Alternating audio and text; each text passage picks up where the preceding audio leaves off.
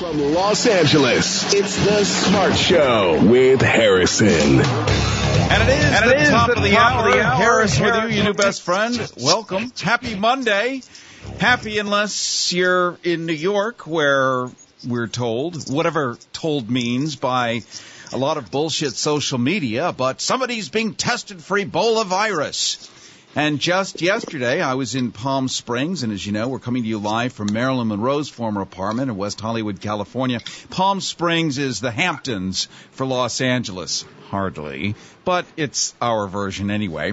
And I was out there driving around listening to the radio, and the local disc jockey announced that the Coachella Valley Health Department has announced that there is no immediate concern for Ebola outbreaks in Coachella Valley.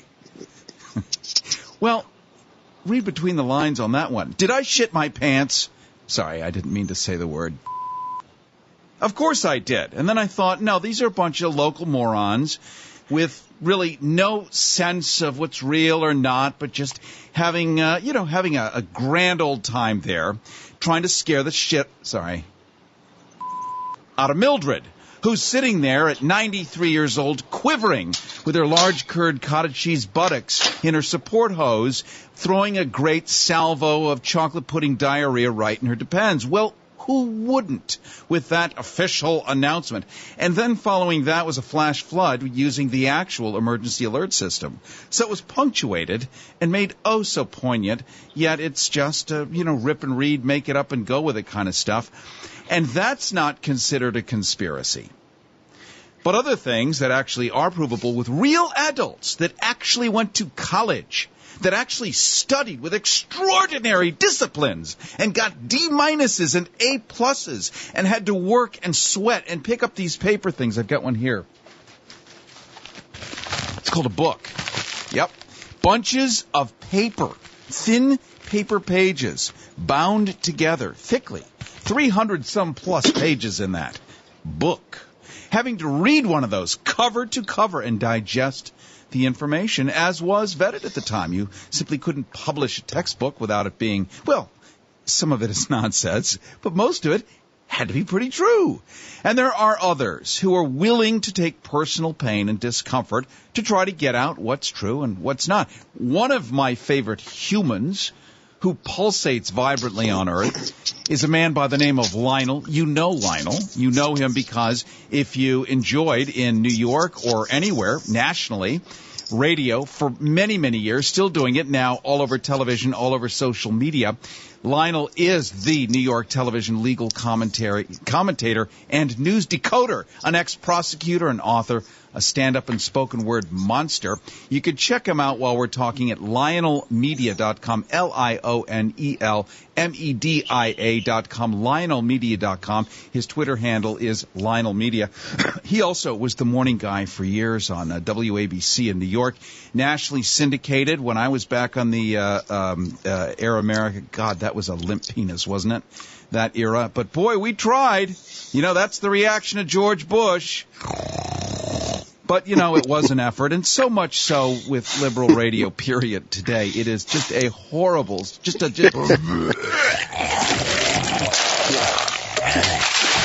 and could probably use a little now and then, don't you think, Lionel? Indeed. That was one of the greatest prolegomenons I've ever heard. Yes, a great reverse peristaltic surge. Yes. You could hear the chymus liquids, squirting forth. But what a proem! What a preface! I must, if I could, you mentioned the word conspiracy. This is my new favorite. The great prophet Gore Vidal said, "I am not a conspiracy theorist. I am a conspiracy analyst." He also said that there will come a time when it will be an article of faith that there are no conspiracies in America. And what happens, he also, since I'm in a quote fest here, he said that conspiracy theory has become code word for the unspeakable truth. Now, I don't know if you, my brother, saw this on August the 1st on C-SPAN, no less, when Richard Gage of Architects and Engineers for 9/11 Truth appeared again on C-SPAN. And I have an audio clip just to make true what you're saying. So, yes, this is the head of engineers, architects and engineers for truth. This is some 2,500 architects and engineers, not Timmy from Nebraska. And then let's find, no, these are people who can actually use a speculum, or do I mean a slide rule? Or both. Or both. I've often used a slide rule as a speculum. But this is I was here on that dread day, and I remember seeing this, and I, for the longest time, not being any kind of skilled structural engineer, but I have seen a few demolitions in my life, and I have kind of seen the way there's this perfect symmetrical implosion. And lo and behold, as this happened, people like Richard Gage said, wait a minute, let us apply our thinking. Now, before we get into whether it's true or not, it doesn't really matter. Isn't it wonderful that at least somebody could finally, after 13 years, finally break through this yeah, he made tab? it to C-SPAN. Yes, at 3 a.m. But right. But here is my question. What truth do you not want to know? When has the truth hurt you? What question should you not ask? If you have the slightest skeptical about this, why should you not be able to ask? Now, whenever this happens, people will say, wait a minute, what are you getting at? Let me finish. No. What are you? Well, why would they do this? Don't ask. He is not an expert in motivation. He is a structural engineer, and he's looking at physical evidence. But who would be responsible? You know, as an ex-prosecutor, whenever we had a murder, there would be some guy, the medical examiner, a la Michael Baden, who would come in and say, let me look at this stiff here. And there are 4 possibilities using the acronym NASH: natural, accidental, suicide, or homicide. That's it. So the body here apparently has these hands bound, 2 bullet holes in the back of the head. I think this is homicide. Don't think it's natural. Don't think it's accidental. Sure as hell isn't suicide. It's homicide. Well, doctor, who did it? I don't know who did it. Why would somebody want such a beautiful Mildred, this old lady, this nonagenarian? Why would anybody want? I don't know that. Do you know? Here's my favorite. Do you know how many people it would take to keep something like this quiet? There were 120,000 people, my dear brother, who kept basically the Manhattan Project quiet. Well, it's very true. Very true. With a price tag of about $2 billion in 1946, which, by the way, just to tease forward, at the bottom of the hour, we're going to be going to Hiroshima, Japan, and we're going to be talking with probably one of the greatest nuclear experts there to talk about the afterglow this 65 years later, the Hiroshima and Nagasaki anniversary coming up in just a few days. What does it mean in Japan, and what do the nukes look like, including Fukushima, another make-believe, in-your-head conspiracy not really happening, apparently. And by the way, Fukushima, not to be confused with Fukuyama, the defector neocon, which is another story altogether. So here is somebody who at least comes forward and says, no, here is what we know. Nowhere in the history in our expertise have 3 buildings. Remember, on that particular day, there were 5 events. There was North Tower, South Tower, Building 7. And by the way, there was a wonderful ancillary group called BuildingWhat.org, because when they went to a local federal judge in New York for a FOIA request, the judge said, what is this about? They said, Building 7. He said, Building what? And that was the name, because nobody remembers this. At 5:20 p.m. Let me jump in. I'm just going to reintroduce you for a second, because people come and go quickly here, as Dorothy said in The Wizard of Oz. Yes, so do I too. But they do have medication for that. It's sort of an antidepressant. It's an SSRI. It's very helpful. Harrison with you. You are listening to The Smart Show. We're talking to Lionel. He is a New York television legal commentator, really the New York legal television commentator, news decoder, ex-prosecutor, author, stand-up and spoken word monster. Lionel Media, one word, Lionel I like the sound effects. Yes. Only the best. Lionel It's Media. my bilge pump and my bimini roof back. I'm sorry. It's a Briggs and Stratton. Pardon me. And we'll have that discussion later. Yeah, Lionel Media is his Twitter handle. Harris with you. This is a Smart Show. You can follow us at GoHarrison, at GoHarrison. Also, hashtag GoHarrison. If you want to comment, we'll throw the questions out to Lionel, of course. Follow us also on Facebook, keyword MyHarrison, keyword MyHarrison. Also, Instagram, Go Harrison. Coming up at the bottom of the hour, we are going to go to Hiroshima and also talk about Nagasaki. I've been to both places and am an eyewitness to what that's like and certainly the vibe there. And this fellow's idea is really sort of an apologia for what happened, something that Lionel referenced, the Manhattan Project that did some severe damage, which has a lot of afterglow today. But right now we're really talking about conspiracies, and should you be allowed to talk about stuff, and are you nuts because you actually ask questions? One of the things that Gore Vidal told me, by the way, Lionel, just about 3 months before he died, in his living room, I said, well, what is the answer here? You know, you've written umpteen history books. You really are the salient voice for everything going on. You've studied this. You were one of the brave guys in the 50s to even come out when anything. I mean, really, you're an amazing thinker and a brave man. What the hell do we all do? He said, agitation. That is the only thing that has ever worked throughout history, is you must rise up and ask the questions. And if you simply succumb to cowardice, and you have people like Ari Fleischer, as we all remember in the early Bush administration, standing up on national television saying the American people had better watch what they say and watch what they do, what a chilling effect. And watch what you think. Now, here is my favorite. Now, listen, you know me for years. I am expert in a lot of things, but not building construction. I kind of listen to people, and not only that, I'm looking at this and I'm applying common sense, as do juries. Let me give you another example. When you try a case and you ask folks to weigh the evidence, the trier of fact, you say, use your common sense. Just, does this make sense? Here is my favorite, and to this day, this, my dear brother, is when I realized I, or we, or they, are on a parallel universe that I may never reach. Flight 93, Shanksville. Remember, I'm in New York. The horror of this. I'm not looking for any. I'm not suspecting. Here we go. Here comes the cover-up. I'm just looking. And there it was, this picture of a little indentation in Shanksville, Pennsylvania, a couple of fire trucks.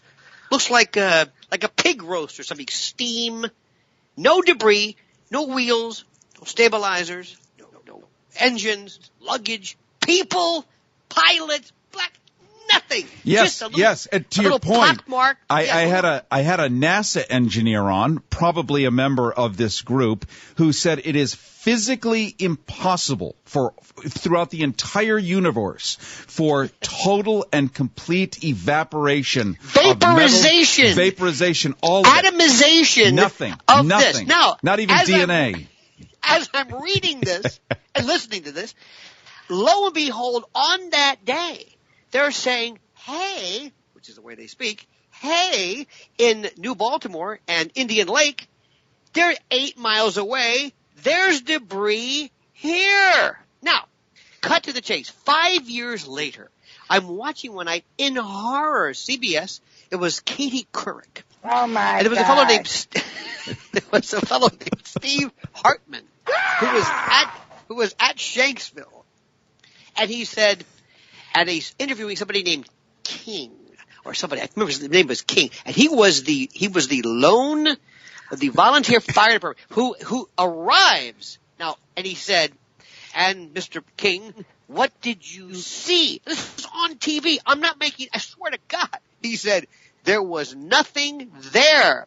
And Steve Hartman turns to the camera and says, "And Katie, there's nothing here now.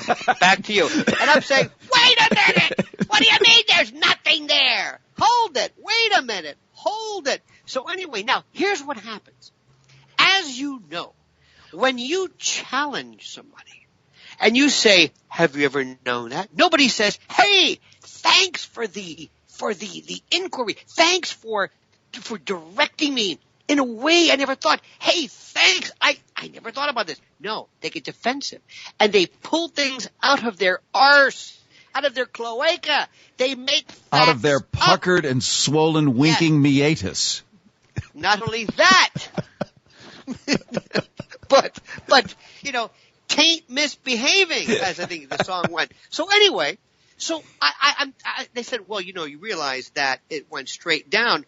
Wait a minute. Now, here's another story.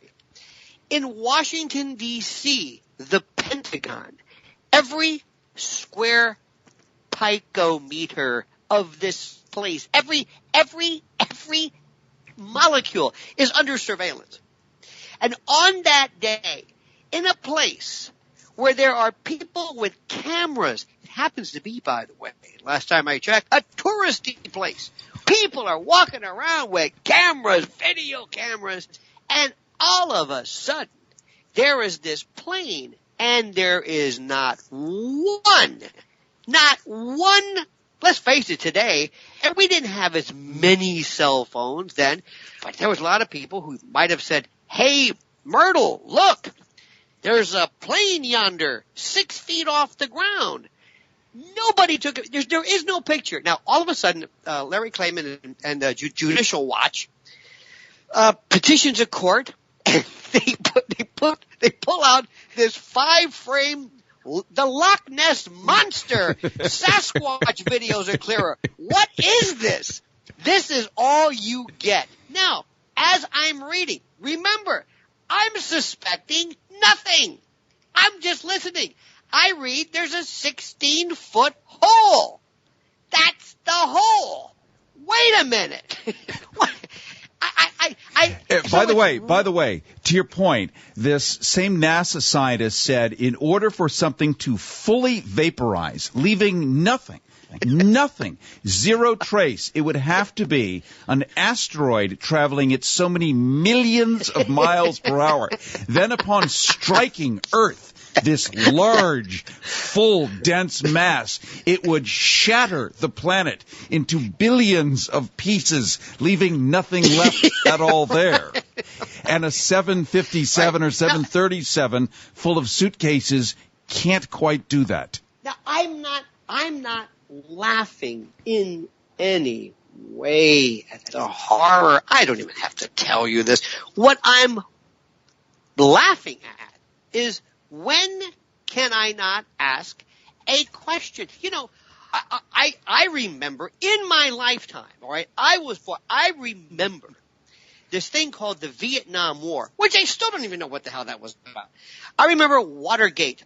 And from 1963 until 1968, there was JFK, RFK, MLK, Medgar Evers, Malcolm X, and it was an assassination pert near every year. This is the world I live in. Then there was Gulf of Tonkin. Then there was the Maine in 1898.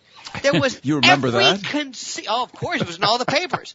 I mean to tell you, I have been immersed in one distraction, distortion, bait and switch, false flag, whatever you want to call it. Now, what would ever give me the impression that this could happen again? And then, because of the internets, that series of tubes, we're reading about this other this stuff has been declassified since 78, Operation Northwoods.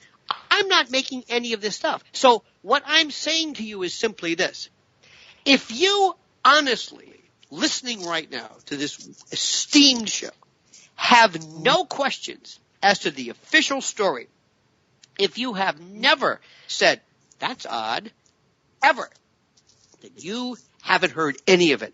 Remember how immediately after this event took place, we knew every hijacker where he sat.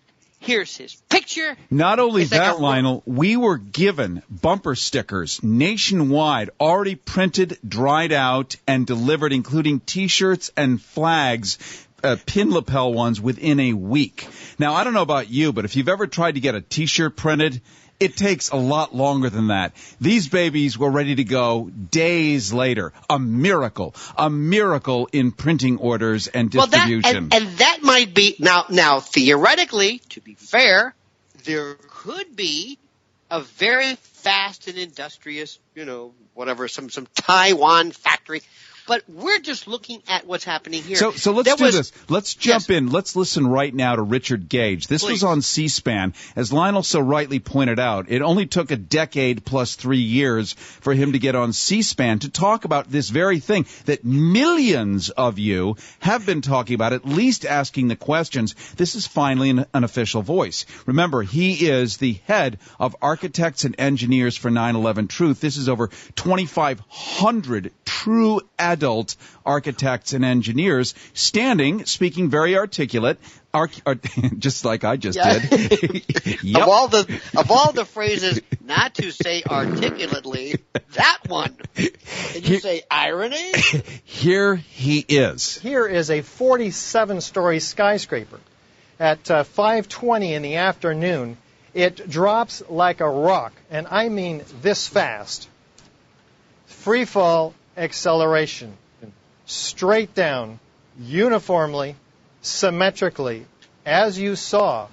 Now, a building with 40,000 tons of structural steel cannot fall straight down like we saw due to normal office fires, the official reason given us by NIST, the National Institute of Standards and Technology, without all 80 columns on each floor being removed simultaneously and then synchronistically timed floor by floor. So, Peter, we've seen this like the old hotels in Las Vegas, and as our viewers just saw, it looks exactly like a controlled demolition. I threw that part in at the end. Well, now, let's go back. Here is the thing that I do not understand. Yet again, why isn't anybody from the Ted Baxter, sock puppet, mainstream, echo chamber, bumper sticker, repeater world, why isn't someone saying, hey, listen, not for nothing over here, but there's this guy, you don't have to believe him, but he's claiming, no, they'll have Elvis impersonators. I'll see a viral video of a duck playing the piano. I will hear about Jay-Z without any hesitation. Don't approve it. Don't validate it. Don't ratify it. Don't stand up for it. Just merely say, because all over the world, since this happened, there have been conclaves and summits and conferences parsing this. And yet, in our country, where it happens, and here's the best part. This is the part where I want to reach down my throat, grab my uvula, and pull it, causing a Vesuvius-like emesis. Oh, my God. Somebody actually said on Facebook, of course, never forget. I said, forget? You don't even know.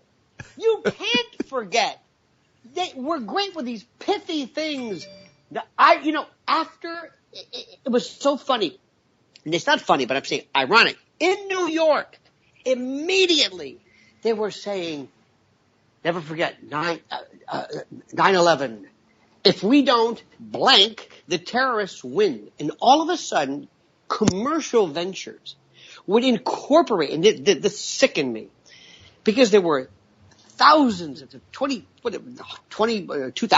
3,000 Americans killed. This is without dispute. But they would say, we stood firm that day as Americans. And if you need a car, it's 7777.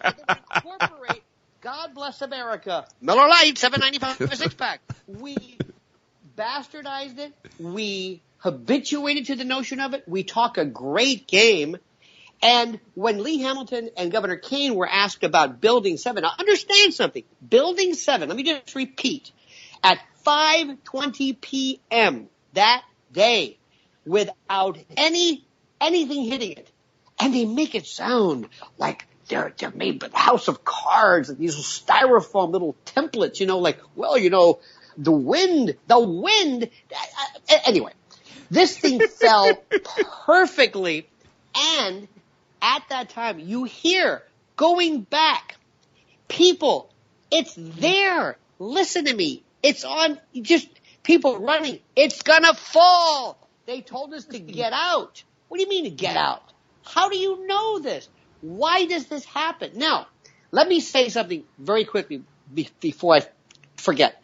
Never, and I have assiduously pored over everything, I have never, ever seen anything that implicates the United States government, President Bush, Vice President Cheney. Never. I'm not saying they're involved. I'm not saying I don't know. This is not a false flag, a cover-up. I'm not saying that. I'm saying very simply, and Richard Gage is as well, that the official story, that which was presented, does not comply, or in any way deal with or associate itself with reality. That's all. Who was behind? Because for all we know, all right, it's Al-Qaeda. It's Bin Laden. He was responsible. Causation and criminal complicity have nothing to do with the physical inconsistencies with the official record. That's it. It's like we're accident reconstruction analysts. We're looking at this bent, twisted car, and we're saying this was not a fender bender. We don't know who did it. We don't know who was responsible, whether alcohol or drugs were involved. We don't know that because there's no critical thinking. There's no critical analytical skills. And it's okay. All I know is just these facts. Forget who was involved. I'm not saying it's the Mossad, ISI, the Central CIA. There are, by the way, as you know, loads of questions. Loads. In addition to this, because remember, there were 5 different events. We also have little things like NORAD and others. We're not even addressing that. All he is doing, I mean, listen, how harmless is this? Just looking at the physical results? That's it. And if we as Americans become so habituated, so cowed, so timorous over daring to ask a question lest we be called a tinfoil hatter. And by the way, it's aluminum foil. We haven't used tinfoil since the Johnson administration. I use it. Andrew Johnson. so this is where we do. And what happens is we dismiss you. Oh, here's a conspiracy theorist, as though that is supposed to end it. I'm just going to jump in and reintroduce you, Lionel, because it's important. You are my twin brother. Your birthday is coming up in 2 weeks. So is mine. We're talking right now to Lionel. He is a New York television legal commentator and news decoder, ex-prosecutor, author, stand-up and spoken word monster. You can check him out as you're listening right now. Lionel Media, one word, LionelMedia, LionelMedia.com. His Twitter handle is also Lionel Media. We're talking right now about the notion of conspiracies and how all of us sting and burn constantly from being able to, not being able to, really, in easy conversation, even at a Starbucks, bring this stuff up without an eye roll. Or my favorite thing that people say is, what's your source of information? Wherever the hell they learned that from, David Gregory or someone, I suppose.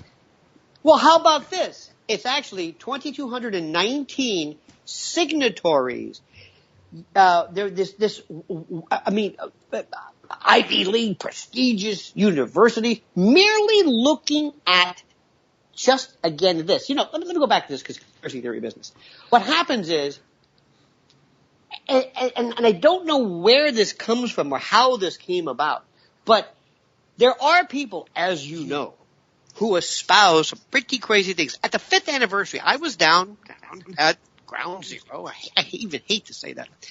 And it's awful to see people walking around saying, excuse me, you know where 9/11, the Ground Zero is? It's like, look, this is Gettysburg to us. This isn't a tourist. Okay, fine. We all react and grieve in different ways.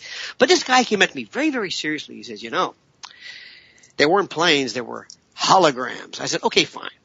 So you will find an attendant nut here and there. I will also tell you that I can go on any subway platform on any day and see some loon talking to Jesus. Now, that in no way invalidates the existence of God Almighty or debunks Christianity merely because this guy talking to his fist is crazy and happens to believe this. So, yes, you will see some crazy people.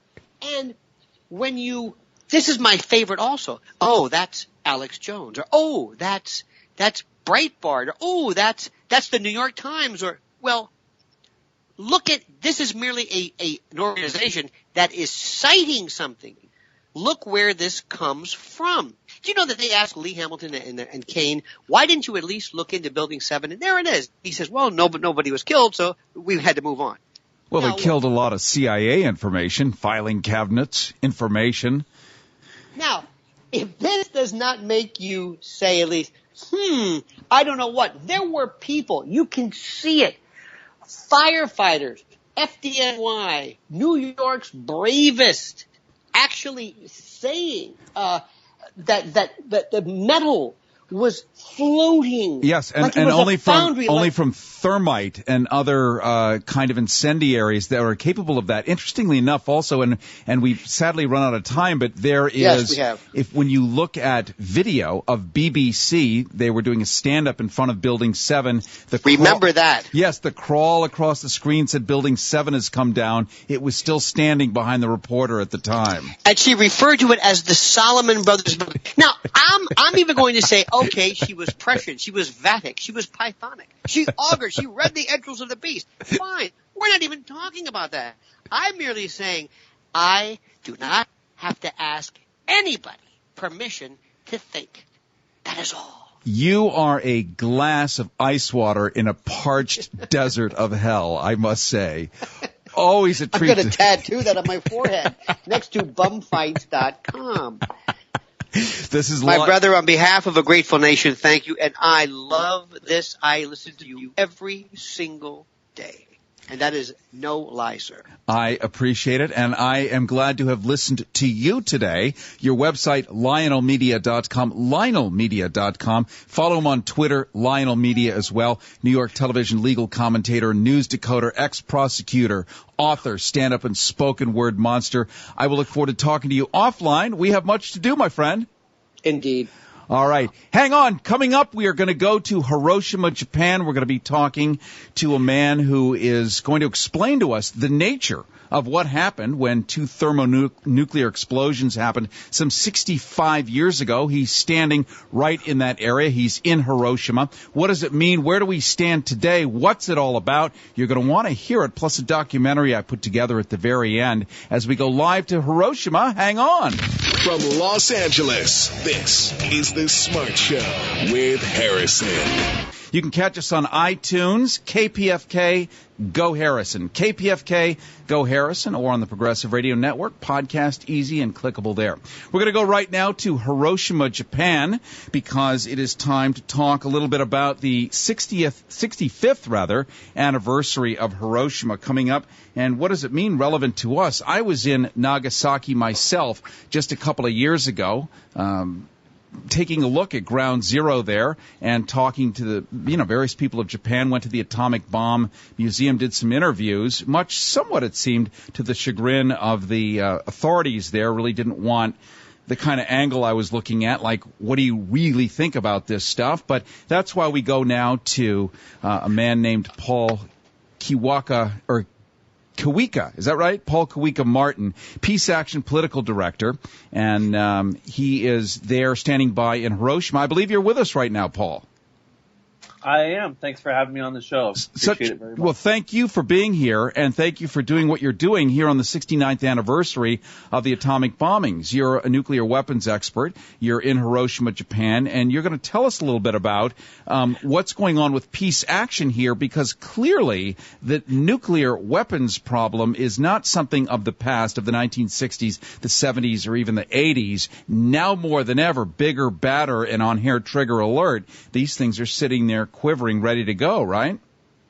It is true. I mean, we have come a long way. There was approximately 130,000 nuclear weapons produced since 1945. Now 9 countries possess about 16,400 with Russia and the United States stockpiling making up about 93%.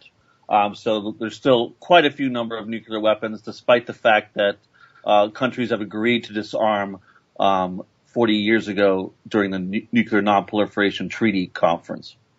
Now, we're talking right now to Paul Martin again, Policy and Political Director of the United States' largest peace organization called Peace Action. He's also a nuclear weapons expert. He's in Hiroshima, Japan right now. Japan has something called Article 9, and most of us in school aren't taught anything except that the Japanese were, there was no other way but to drop an atomic bomb, not once, but twice. After the first one, then waiting a couple of days, doing it yet again. And interestingly enough, when I was in Nagasaki, the second bombing site, it turns out historically that the U.S. had bombed the perimeter for a few weeks in advance to almost create a clean area where the second bomb would drop to observe what would happen. And it is the ground zero area that is still there, where the bricks are still charred and such. You have to sort of imagine what that actually looked like. What is Japan's Article 9? Article 9 was set up after the surrender as a new constitution for Japan, and it specifically says that war is not to be used. Only diplomacy can be used to solve any kind of international problem, and that specifically only self-defense can be used in any kind of army. So they have set up something called security defense forces, and they're only supposed to be used in self-defense. Then a few years later, they end up passing a law that allowed them to send them out for humanitarian aid. It actually was a very big controversy when they end up sending 600 forces to the south part of Iraq under very extreme pressure from the U.S. and the Bush administration, and many in Japan were not happy about that. And now, if we move to recently, the Abe government has tried to rethink this Article 9 and start to think that they could use it under what they call cooperative defense and possibly use self-defense forces to the aid of allies that are being attacked. Harrison with you. This is The Smart Show. We are talking right now to Paul Martin. He is the Policy and Political Director of the United States' largest peace organization, Peace Action. He's in Hiroshima, Japan, this being the 69th anniversary of the bombing of Hiroshima and Nagasaki. Turns out that the United States is planning to spend $1 trillion, with a T, $1 trillion over the next 30 years in nuclear weapons upgrades, in replacing the old ones. $1 trillion, enough to landscape the entire nation, put new computers, offer unlimited health care, an extraordinary amount of money to build new nukes, and the Japanese are now feeling more inclined to get involved in military actions. Let me ask you the interface between Fukushima and nuclear weapons, meaning that the distaste for nuclear weapons that the Japanese rightly have, at least those who remember it with some, vigorous memory there. Fukushima having melted down, we have 3 reactors still in effectively meltdown stage. Do people see nuclear as good if used this way, bad if used that way? Or are they not allowed to really express what they feel about it culturally? Well, in Japan, there's definitely a large feeling of no nuke is a good nuke, including nuclear power. I mean, they have issues about where they would get their power from. Most of their oil, of course, is coming from the Middle East. Nonetheless, there were large protests after Fukushima, and there have been protests even before when nuclear power was first started here in Japan.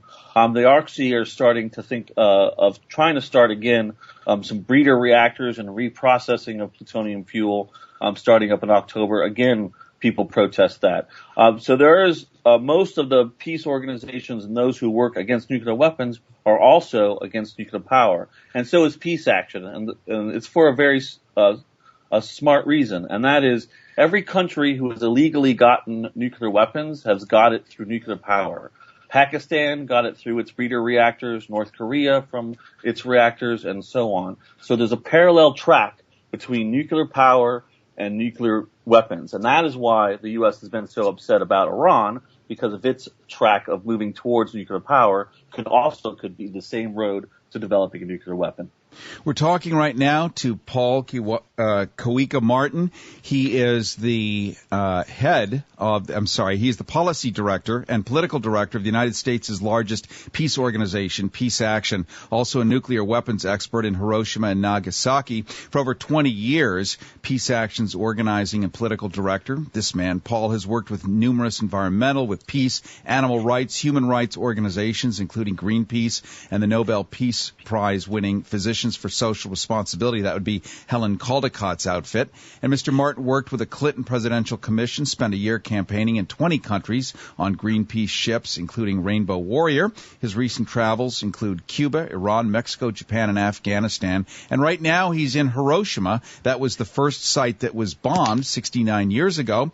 Your sense on why the second one was bombed? Clearly the Japanese had been fully licked at that point, were on their hands and knees. The second bomb was dropped. We understand that some $2 billion in 1940 some odd dollars had been spent, a Herculean volume of money in today's standards, certainly back then the same. We already knew what the thing would do. Why drop a second one when people are already on their hands and knees? What's the point of that? Yeah, that's a very good question, and probably long-term history is going to finally tell us why. But, the cynical look would be there were two different types of weapons. The first one was a uranium bomb, and the second one was a plutonium bomb. As you mentioned before, several cities were kept from the very disastrous firebombing that the Allies were doing on Japan, and they were specifically kept from the firebombing because they wanted to see exactly what a nuclear weapon would do. I mean, the people don't know that 3 or 4 other planes were flying with the Enola Gay when it dropped the bomb. These planes were shooting video, taking scientific measurements. So there are a lot of people who do think that both bombings, or at least certainly the second one, was more for research to see exactly what would happen with these weapons than they were for political or military reasons. Interestingly enough, Paul Martin, when I was in Nagasaki, there was a former Assistant Secretary of State under the Reagan administration who was giving a talk. I went by cruise ship to various places, the long boat to China, as it were, and this guy was talking about to the point of this, that, and the other, but giving the generalized kind that you might get in a textbook pamphlet. And one of the things that we did learn, talking to certain Japanese, is that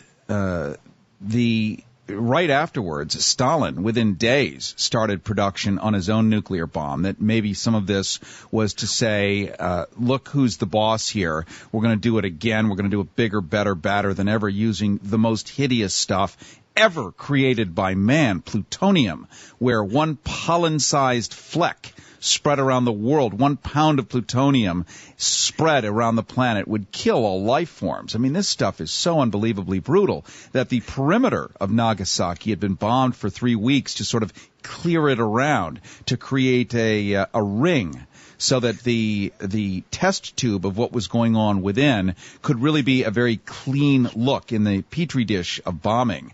A medical experiment, quite wantonly cruel. At least those who were part of the Manhattan Project in their later lives, when they turned to peace in the 1950s and 60s, all looked at it as a wanton act of cruelty, it seems. Yeah, agreed. It's unknown exactly why they had to go that route.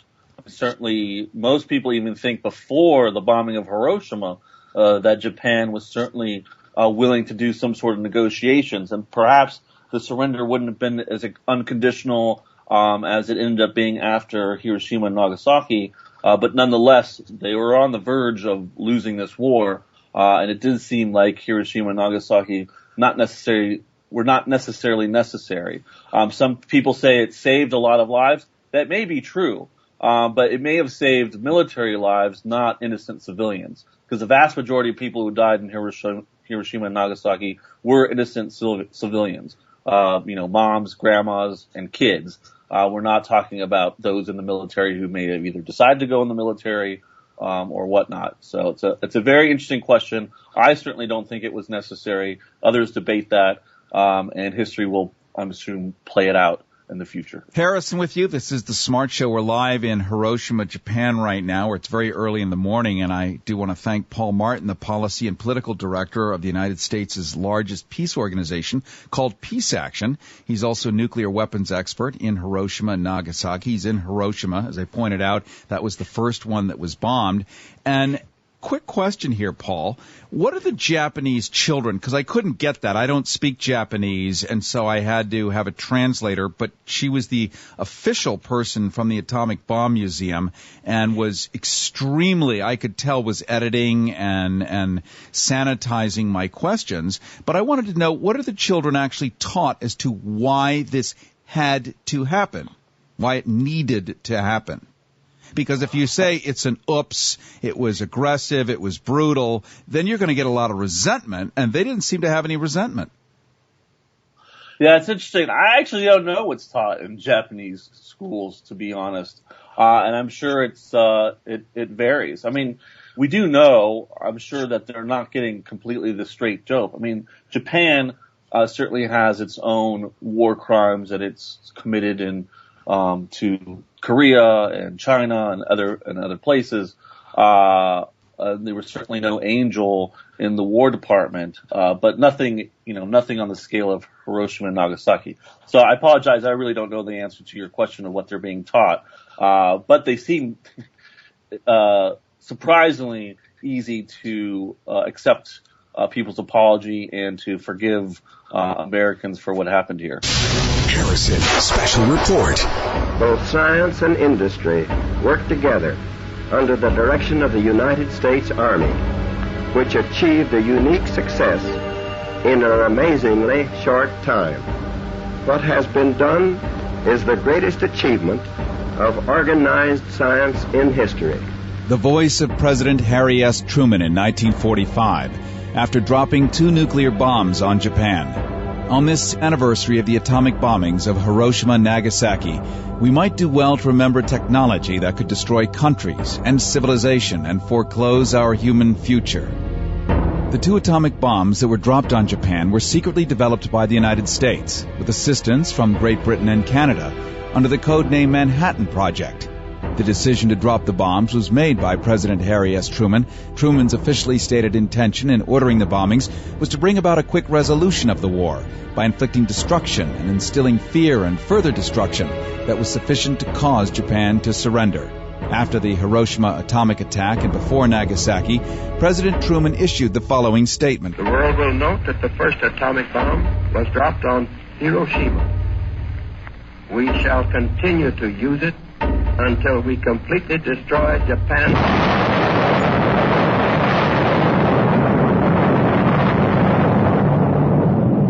Harrison, the Dr. Strangelove Report. Hiroshima was chosen as a target because it had not suffered damage from previous bombing raids, allowing an ideal environment to measure the damage caused by the atomic bomb. The population of Hiroshima was approximately 255,000. At 8:15 a.m., the nuclear bomb called Little Boy was dropped over the central part of the city.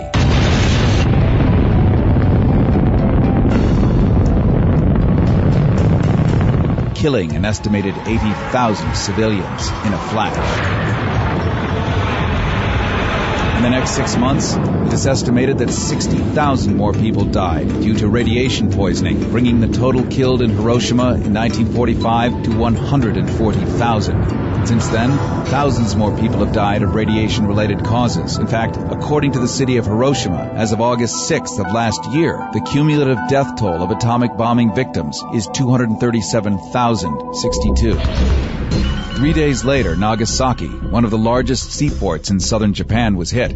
The nuclear weapon, known as Fat Man, contained a core of 16 pounds of plutonium-239, throwing a nuclear umbrella over Nagasaki's population, which dropped in one split second from 240,000 people to 165,000. This was followed by the death of at least as many from resulting radiation sickness, cancers, and injuries. Robert Lewis was the pilot of the bomber Enola Gay, which dropped the bomb on Hiroshima. In this rare recording, we hear his reflections, in which even the pilots didn't know they were dropping nuclear weapons. Well, at the instant of detonation, we were trying our best to get away from the effects of the bomb, and we were to wait for a length of time until the effects reached us. And as far as I was concerned, I could taste this ozone, this electrical discharge in the air. This went right through me, and I tasted this very clearly. But this was from the explosion itself? This was from the explosion. This taste that I speak of was instantaneous. At least it seems so. And can you describe what you saw of the explosion over Hiroshima? We waited a minute or two and started to turn back towards the target to see what took place. And there was this most awesome sight, and that was that the city that had been in front of us, with its tributaries and bridges and trolleys, all outlined clearly in front of us, was no longer visible. Another crew member, Abe Spitzer, the radio operator on the same mission. It's a sight that you never forget because it was so unbelievable to see. To my perspective, it looked like I was looking down at the sun as this red ball of fire was climbing up into the sky. It was something that you had to see to actually believe. It's almost indescribable. In the relation of the use of the bomb today, I have a certain amount of feelings as to what in my mind would justify the use of any nuclear bomb.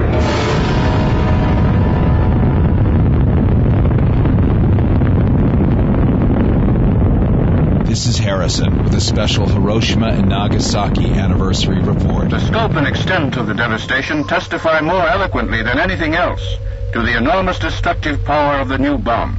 90% of the 75,000 buildings and dwellings in the city were completely destroyed by blast and fire. In the exclusive Sundance documentary, Original Child Bomb, voices of several atomic bomb survivors are heard. He called for me 3 times, but I couldn't free myself from the rubble. I said to him, "Mommy is coming, so hang on," but I didn't hear his voice again. People were fleeing the burning city. They threw themselves into the river. As they drank the dirty water, they drowned head first. I saw so many corpses drifting in the water. Countless bodies came floating. I couldn't bear to look. People without heads, people without arms, people with their guts hanging out, without eyes.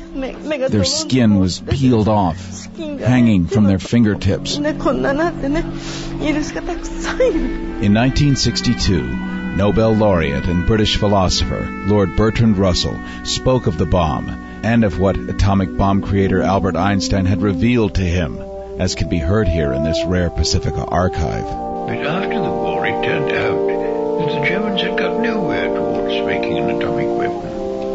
But there was an astonishment.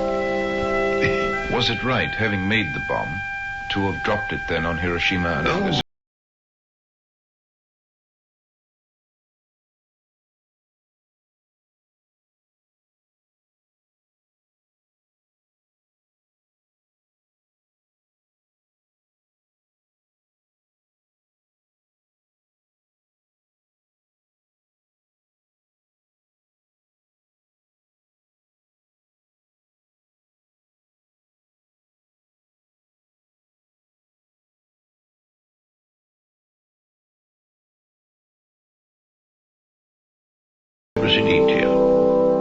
So why did President Truman drop the bomb anyway? Freedom of Information Act searches have revealed new documents from the Joint Chiefs of Staff which debunk Cold War myths that the dropping of the bomb saved the lives of millions of GIs and ended World War II.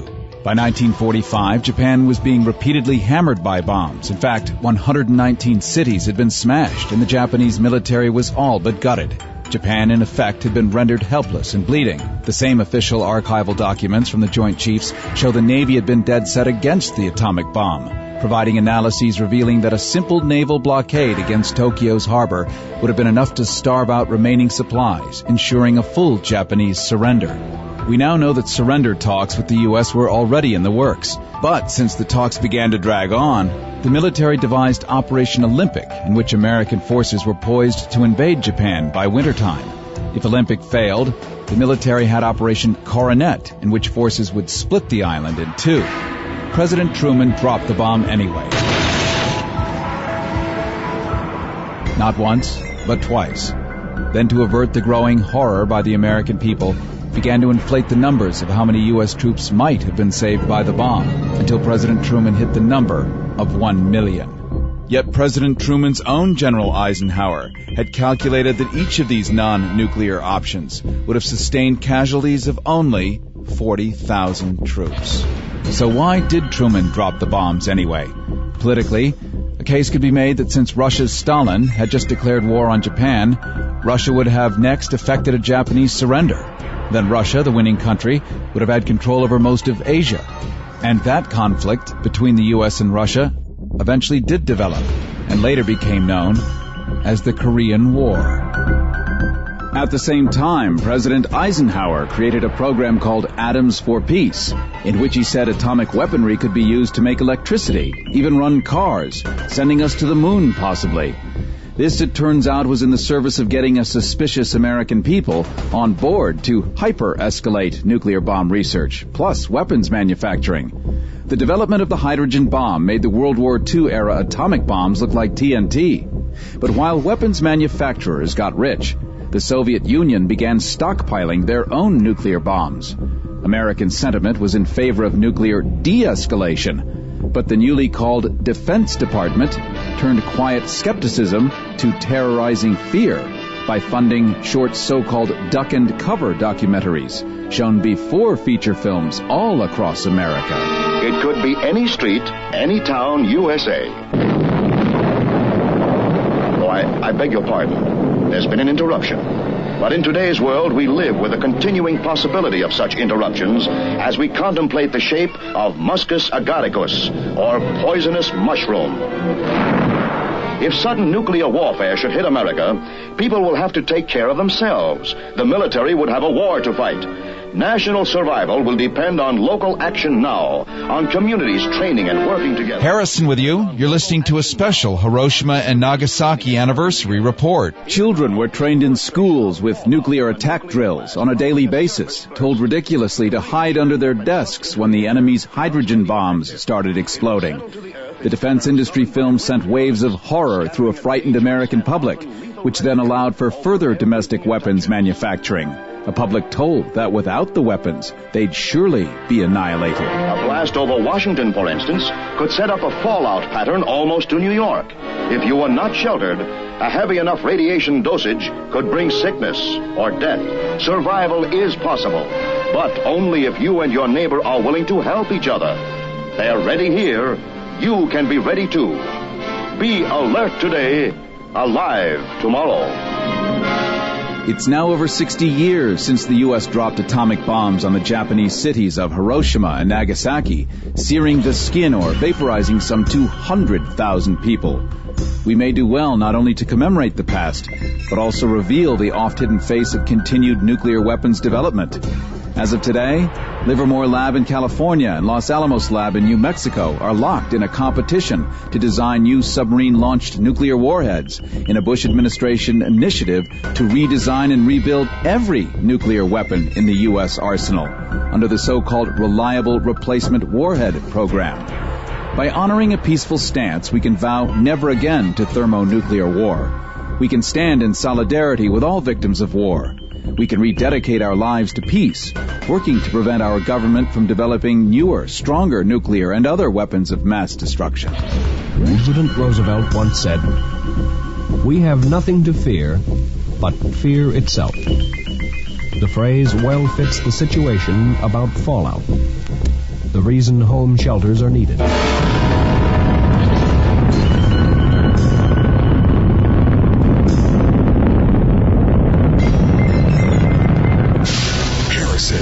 Special Report.